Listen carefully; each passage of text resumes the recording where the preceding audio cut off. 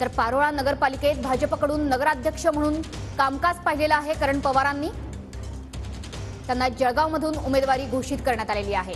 याआधी एरंडोल विधानसभेसाठी त्यांनी तयारी केलेली होती। तर पारोळा एरंडोलचे माजी आमदार भास्करराव पाटील यांचे ते नातू आहेत। सर्व पक्षांमध्ये संबंध आहेत। मराठा समाजाचा तरुण चेहरा अशी करण पवारांची ओळख आहे। जळगावचं काय गरज आहे?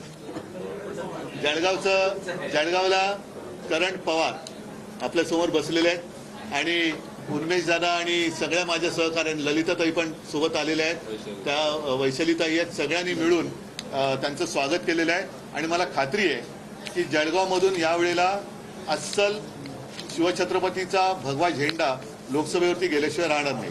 आम्ही असं ठरवलंय पुन्हा एकदा कल्याणमधून एक माझी म्हणजे शिवसेनेची कट्टर कार्यकर्ती वैशाली दरेकर या उद्याच्या कल्याणच्या खासदार असतील।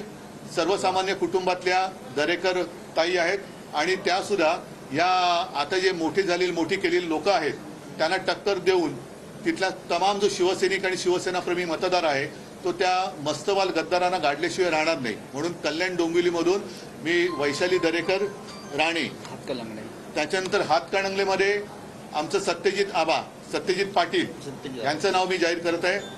त्याच्यानंतर पालघरमध्ये आदिवासी आमच्या महिला आहेत भारती कांबडी, त्यांचं नाव मी जाहीर करत